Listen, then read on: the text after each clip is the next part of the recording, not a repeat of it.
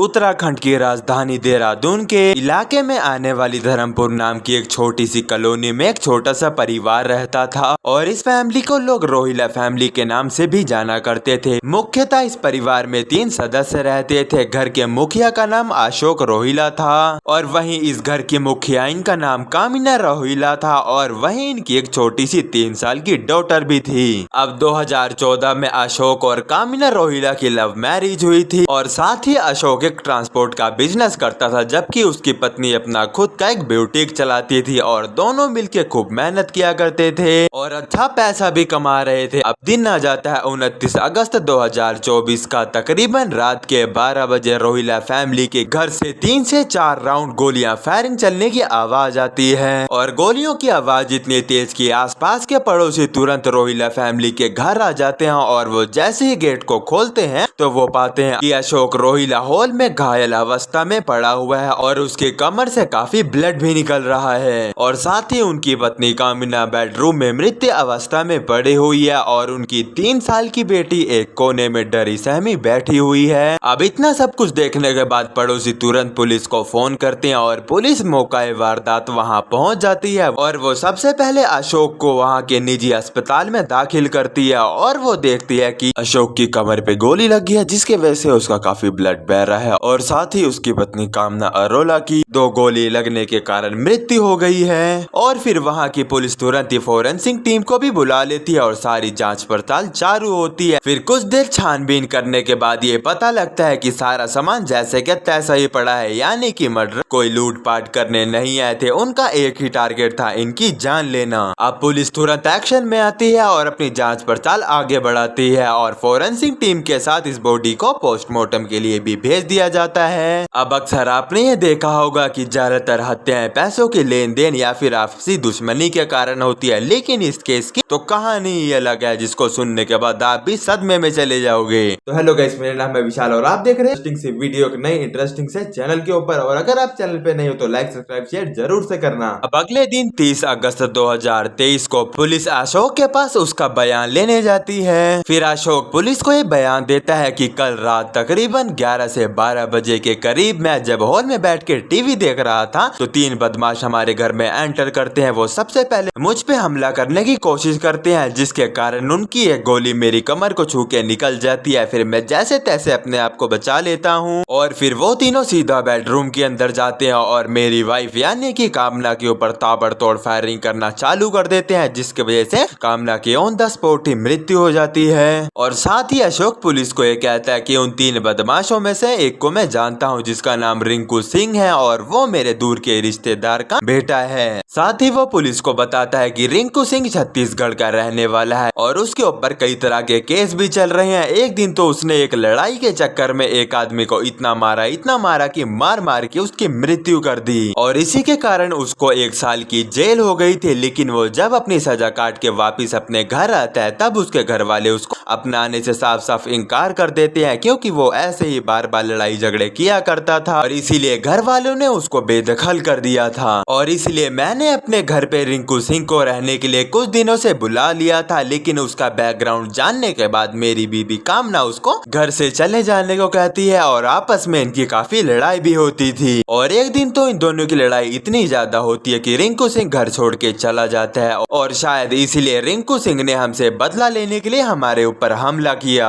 अब पुलिस को यहाँ पर उनका पहला प्राइम सस्पेक्ट मिल गया था, इसलिए बिना देरी किए पुलिस रिंकू सिंह को ढूंढने के लिए लग जाती है। वो सबसे पहले छत्तीसगढ़ रिंकू सिंह के घर जाती है और वहाँ जाके उसके घर वालों से बात करती है, लेकिन वहाँ जाके उनको ये पता लगता है कि रिंकू सिंह पिछले 1 साल से अपने घर ही नहीं आया और ना ही उसने पिछले 1 साल से हमको कोई कांटेक्ट करने की कोशिश की है। फिर पुलिस रिंकू के घर वालों से रिंकू का नंबर लेती है, लेकिन कॉल करने के बाद ये पता लगता है कि ये नंबर तो काफी दिनों से बंद है। अब पुलिस ने रिंकू को ढूंढने के लिए अपने पूरे एफर्ट लगा दिए थे, यहाँ तक कि रिंकू के यार दोस्तों से बात करती है, उनके फ्रेंड सर्कल में जाके उसकी पूछताछ करती है और तो और जिस सोसाइटी में इतनी बड़ी हत्या हो जाती है उस सोसाइटी के सीसीटीवी कैमरों को भी खंगाला जाता है, लेकिन वहाँ भी रिंकू सिंह का कुछ अता पता नहीं चलता। अब पुलिस की एक टीम अशोक रोहिला के आस पड़ोस से पूछताछ करती है तो वहाँ पर एक नई कहानी खुल जाती है। अब वहाँ से उनको ये पता लगता है कि पिछले 1 साल से हमने रिंकू को यहाँ पर आते जाते तो नहीं देखा, लेकिन पिछले कई दिनों से अशोक अशोक और रोहिला के बीच काफी अनबन होती है और इनके रिश्ते भी कुछ ठीक से नहीं है, क्योंकि अशोक अपनी पत्नी रोहिला पे काफी शक करता है। अब इतना सब कुछ सुनने के बाद पुलिस का एक शक अशोक रोहिला की तरफ जाता है। फिर सबसे पहले वो अशोक रोहिला की CTR यानी कि कॉल्स डेटा रिकॉर्ड्स निकालते हैं। अब हालांकि अशोक रोहिला का ट्रांसपोर्ट का बिजनेस था तो उसको कई प्रकार के फोन आया करते होंगे, लेकिन जब पुलिस इसके नंबर की CTR निकालती है तो वहाँ से एक अलग ही पैटर्न खुल जाता है, क्योंकि 2 नंबर उनको ऐसे मिलते हैं जिसमें 1 साल पहले भी अशोक काफी घंटे घंटे बातें किया था और जिस दिन ये इतना बड़ा हत्याकांड होता है उससे 2 दिन पहले भी इस नंबर पे काफी बातें हुई थी। लेकिन पुलिस को शक तो तब होता है जब इस साल के बीच इन दोनों नंबरों पे कोई बात ही नहीं हुई। अब पुलिस इन दोनों नंबरों की जब डिटेल्स निकालती है तब उनको ये पता लगता है कि ये दोनों नंबर गौरव शर्मा और दीपक शर्मा नाम के 2 सगे भाइयों का है जो कि मेरठ में रहते हैं। लेकिन जब अशोक से इन दोनों के बारे में पूछा जाता है तो अशोक कहता है ये दोनों मेरे बचपन के दोस्त है, मैं इनको बहुत अच्छी तरह से जानता हूँ। अब पुलिस को इन दोनों पे शक तो पहले ही हो गया था, लेकिन हद तो तब पार हो जाती है जब पुलिस इन दोनों की CTR निकालती है। फिर उनको यहाँ से ये पता लगता है कि 28 और 29 अगस्त को ये दोनों देहरादून में ही थे,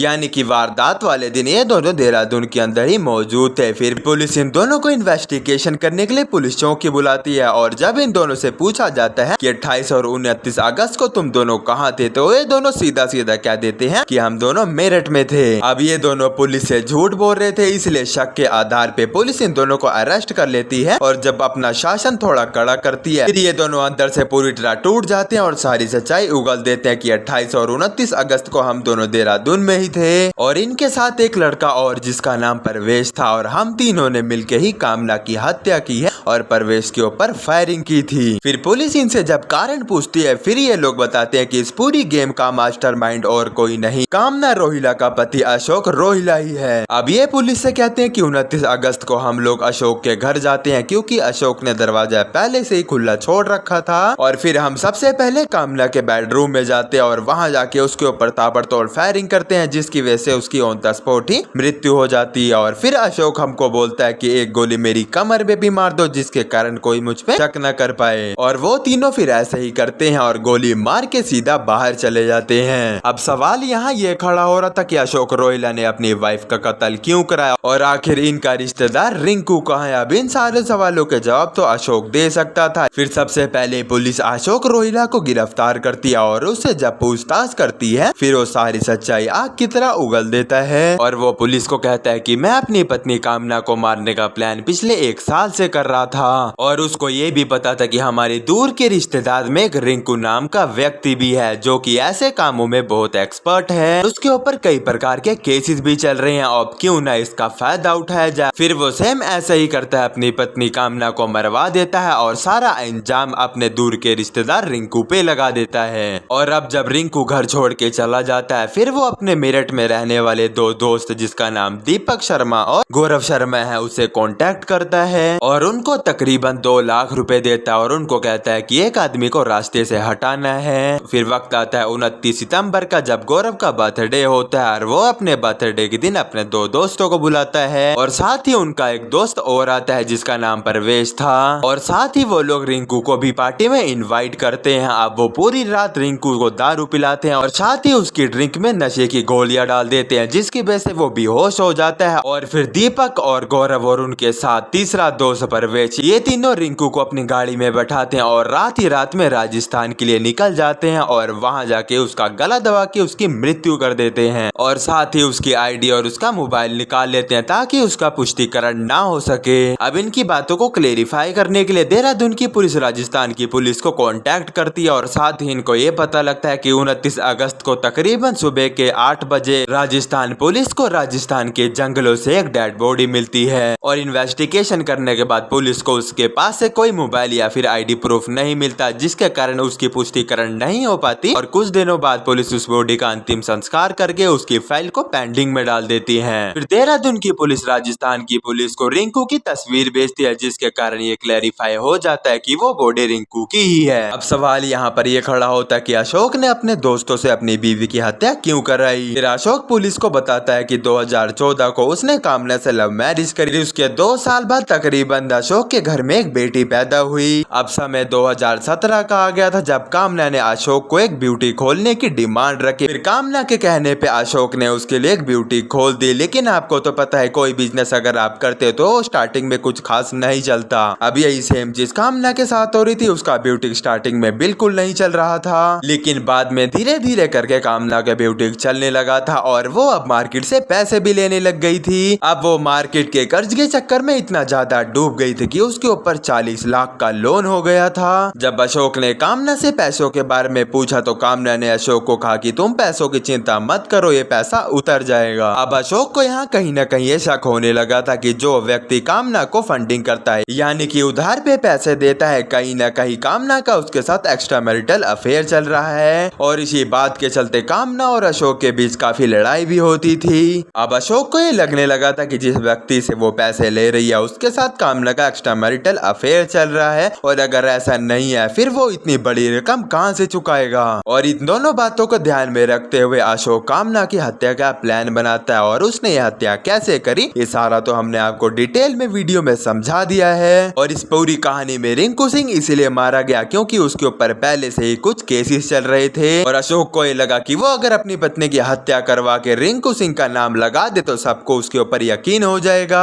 आपको इस कहानी से क्या समझ आया कमेंट सेक्शन में एक बार जरूर से बताना, और अगर चैनल पे नए हो तो लाइक सब्सक्राइब शेयर जरूर से करना, क्योंकि यार बहुत मेहनत लगती है ऐसे वीडियो को बनाने में।